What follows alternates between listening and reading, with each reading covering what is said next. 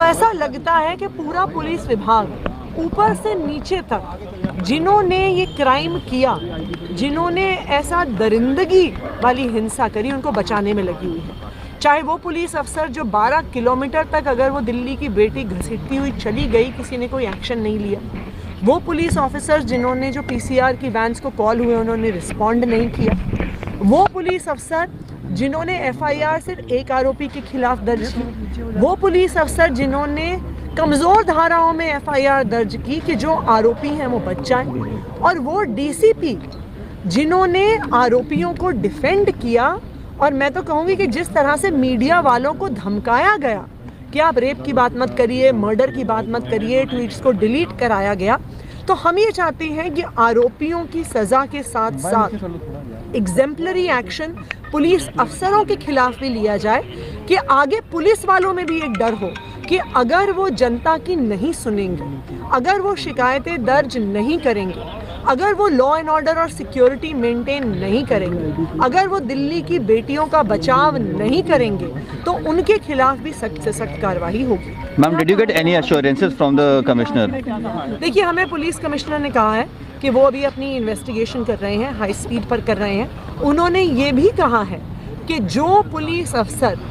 पाए जाएंगे guilty of negligence या जिन्होंने अपनी ड्यूटी ठीक से नहीं निभाई है या आरोपियों को जिन्होंने डिफेंड किया है, तो उन पर भी एक्शन लिया जाएगा। लेकिन हम इस बात का इंतज़ार करेंगे। हम ये उम्मीद करते हैं कि ये शब्द कमिश्नर साहब के सिर्फ खोखले शब्द नहीं हैं, खोखले वादे नहीं हैं, क्योंकि आज ये मुद्दा गर्म है, पर एक्चुअली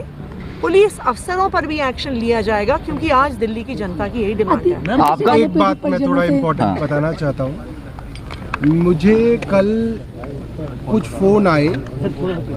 जिसमें ये बताया गया कि अभी तक जो पुलिस एक बड़ी बात छुपा रही है वो ये है, पुलिस अपने बयानों में अब तक ये बता रही है कि पहली कॉल इस इंसिडेंट की 3:22 पे आई है, जबकि मुझे फ़ोन करके किसी ने बताया है कि उसके अपने भाई ने इस हादसे की पीसीआर कंप्लेंट 112 नंबर पर रात को 2:18 पे की है और उसके 5 मिनट बाद उसके पास पीसीआर से फ़ोन भी आया जिसमें उन्होंने बताया कि सारी पुलिस चौकियों पर और पीसीआर पे ये मैसेज फ्लैश कर दिया गया है कि ग्रे कलर की गाड़ी इस तरीके से एक लड़की को घसीटती हुई ले जा रही है। जब कमिश्नर साहब से मैंने आज पूछा कि क्या ये सही है कि पहली पीसीआर कॉल आप जो अब तक बता रहे थे उससे भी 1 घंटे पहले की है, तो कमिश्नर साहब ने इसका हाँ या ना में जवाब नहीं दिया और कहा है कि जितनी भी कंप्लेंट्स और पीसीआर की कॉल आती हैं वो सारा का सारा डेटा हमारे पास इलेक्ट्रॉनिक रिकॉर्ड में उपलब्ध रहता है। तो मैं आप पत्रकारों से ये बात रखना चाहता हूं कि ये मामला ये नहीं है कि 1 घंटे की देरी हुई, ये मामला है कि 2 घंटे की देरी हुई। और हमने कमिश्नर साहब से ये भी पूछा कि वो आपके डीसीपी जिन्होंने फोन करके पत्रकारों को धमकाया और फोन करके पत्रकारों के ट्वीट डिलीट कराए, कि आप ये कैसे कह सकते हैं कि शायद इस बच्ची के साथ रेप हुआ हो, रेप की कोशिश हुई हो, तो उस डीसीपी को क्या हक था कि इस तरीके से पत्रकारों को धमकाया जाए। और दूसरा, एक पत्रकार को इन्होंने अरेस्ट किया, बंद रखा थाने के अंदर क्योंकि उसने पुलिस से सवाल किए। बहुत एकदम तो डीसीपी साहब ने उस पर दुख तो जताया और कहा कि हम कुछ करेंगे, मगर क्या करेंगे ये अभी तक नहीं बताया। तीसरी बात हमने पूछी कि जो मीडिया की लड़कियां, जर्नलिस्ट इस खबर की सच्चाई को निकालने थाने पहुंची, उनको पुलिस के जेंट्स लोगों ने मैन हैंडल किया, बदतमीजी की, धक्का मुक्की की, और वो टीवी पे वीडियो पे साफ मौजूद है।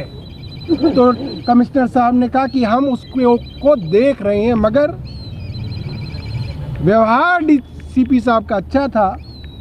मगर कोई ठोस बात उन्होंने नहीं की कि डीसीपी के ऊपर क्या एक्शन लेंगे